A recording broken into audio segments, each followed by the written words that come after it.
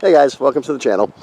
So I've been seeing with Hurricane Helene, Milton coming by, I've been seeing a lot of videos out there. I'm sure you guys have seen them as well. Basically, you know, what we learned from the storms, what we do different, what we're going to do next. And I decided to do something in the same topic. We're starting off in front of my property here. I'm just kind of walking around. But I decided to go on the same topic because we were prepared. We didn't, whether it's long-term, short-term, we did go without power for quite a while, and we just didn't have the issues because we were prepped. So I'm going to go through that with you guys today. I want to go through my preps. I'm seeing good things and bad things out there. I'm seeing things that were dangerous that people are putting on YouTube, you know, generator connections. So I'm going to make a series of videos basically going through a lot of different things. We're going to get into the generators, connecting them to the house, and, you know, different things like that. So we live here in Florida, okay, so we're prepped for hurricanes, but I'm also long-term prepped. It's not just hurricanes, and, you know, one of the things I keep seeing out there, and it's really a simple solution, is I'm seeing a lot of people saying that, oh, you know, when we lost the power, we are on well water, and we had no power to run the well. Listen, being on a private well like we are, that's the key to being prepped, having your own water. And you should really, it's a simple thing to do. I'm going to show you guys how it is, but you should really be able to use a generator, which is the only reason I have a generator. I mean, I have solar, you guys know that. We're going to get into that as well. I decided through the storm that I'm also going to put in wind turbines, which we'll get into that in future videos down the road. But with all the wind that was going on, you know, I realized that I could have just easily been producing a lot of electricity. But anyways, back to the well.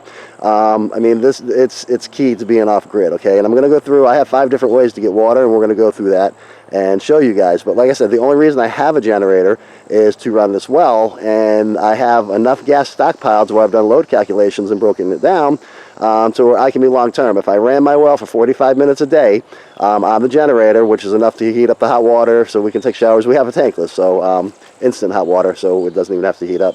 But anyways, it'd run all that. We can take our showers, we can water plants, we can do all that, and I've stockpiled pretty close to 3 years worth of gas at that calculations.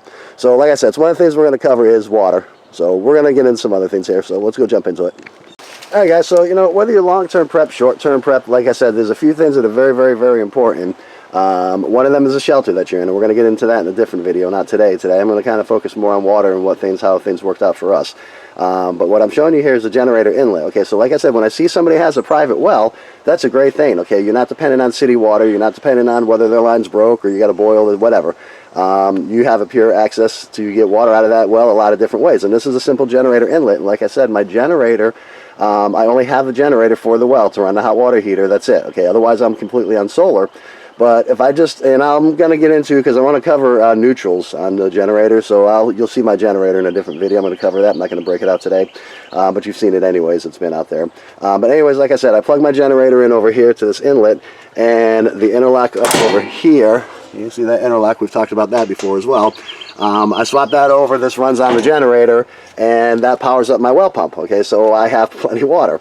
And like I said, if I run it 45 minutes a day at the loads that I've calculated, I'm pretty close to 3 years worth of gas, and you guys will see the gas tanks I have too when I do the generators, the neutrals, and all that. So, but that's one way to get water, okay, and that's very, very important. Let me show you guys another way that I can get water. Alright, so this is my AC unit, guys, okay, and an AC unit, a lot of people think they blow cold air into a house. Well, guess what? They don't, alright? They're a heat transfer unit. They remove heat and humidity. Quick explanation is as you have your filter inside of the house, that's a big vacuum cleaner, okay, so that sucks all the air out of your house, and as the air is passing through the coil inside, the heat and humidity are removed, okay, so the heat is absorbed into the Freon. It's brought to this outside coil right over there that you guys can see through, that little coil back there. The heat goes into the fins, the fan comes on, it dissipates the heat. That's why when you walk by an air conditioner, you feel hot air blowing out. Well, that's the heat that's been removed from your house, okay? What about the humidity? Humidity in your house is in a gas form, not a liquid. That's what happens through the process of refrigeration. The humidity in your house is now turned into a liquid, okay, which we see right over here. Yeah, you see all that water coming out? Okay, so the way this is set up right now, this will produce close to 3 gallons a day, the way I run this thing. If I was off-grid in an emergency situation, I wanted to produce more power, I can do that. I can increase the humidity in my house. So it means all I have to do is put this down lower and open up some windows, doors in my house, because it'll be humid outside. That'll suck in the humidity, and I can increase the production of that. Now, is that drinkable water? Absolutely not, okay? Not until it's been processed and purified. but it could be processed and purified, okay, which we're going to get into in a few minutes over here. So like I said, that is another source. Currently right now that can give me close to 3 gallons a day right over there. So there's 2 sources, all right? So how's my third way to get water? Actually, before I jump into my third way to get water, let me back up a second here, okay, because this air conditioner is always also very, very important to being prepared. This is an inverter unit. You see it says right down there on the bottom, Pioneer Inverter, and let me tell you, this thing could not be better. I love this unit. What that means is this unit is fantastic for solar. It has no start mode. If you look at the other videos that we've put out on this thing here, this unit, when it's running at full capacity, cooling my house, keeping it at 72 degrees, doing what it's supposed to, pulls 1.9 amps. Actually, I think it's 1.8 in that area at 230 volts. So you guys can figure the watts from there, what this thing is pulling. But it's next to nothing, okay? So these are made to run on solar. So even if the power is out, I'll still be producing water because my solar runs this easily with no problem whatsoever.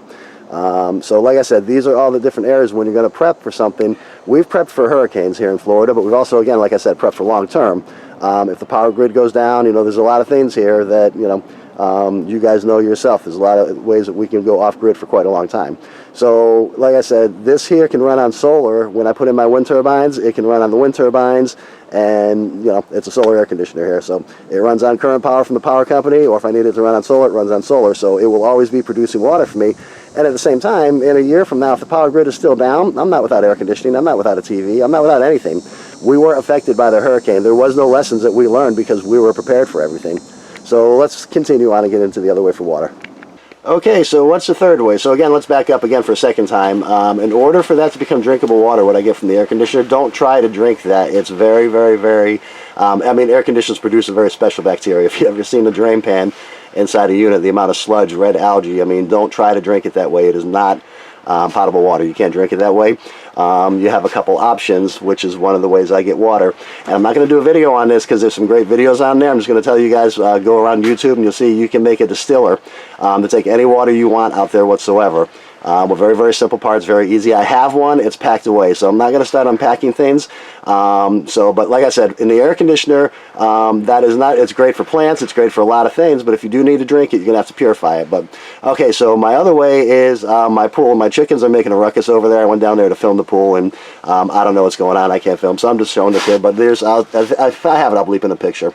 But you guys have seen it anyways, it's in the other videos. But we have a pool almost 10,000 gallons.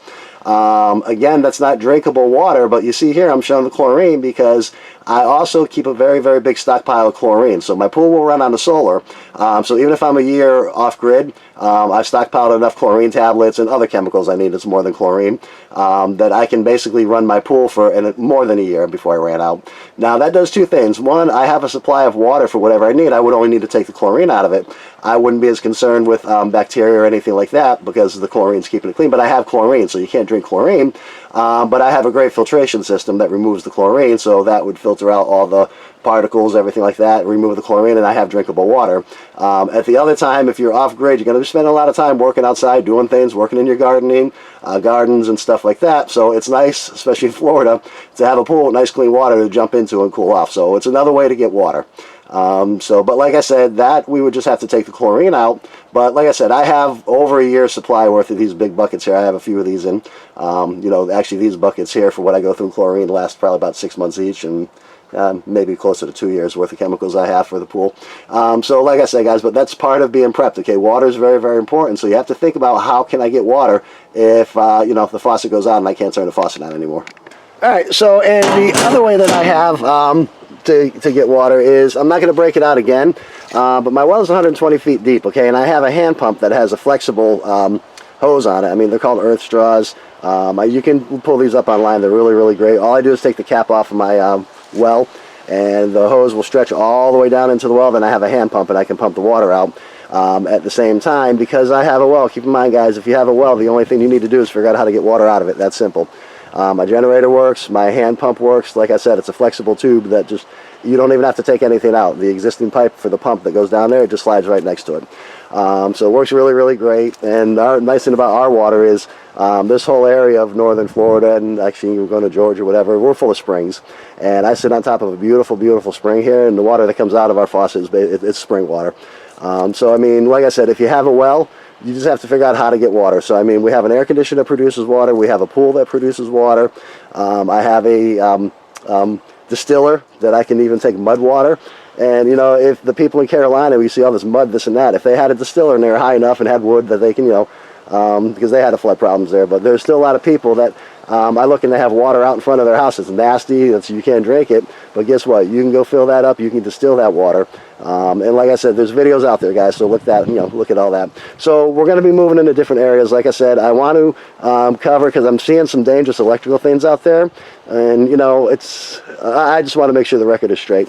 So we're going to be talking about neutrals, floating neutrals, you know, when you need to bomb the neutral for your generator, when it's dangerous not to, what happens, and all that. So, you know, like, subscribe, hit the notification buttons, because like I said, I'm going to be putting out a whole series of these videos getting into different areas of prepping. Like I said, even your house is important.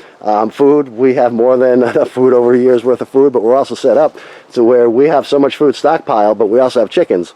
We have gardens. So in that period of time, I've given myself enough time to increase my chicken population so we can eat the chickens. We get more eggs that we can eat. We can increase the gardens and stuff like that. So there's a lot to being prepared. So like I said, guys, like, subscribe, hit the notification button, and you're going to be seeing a lot more.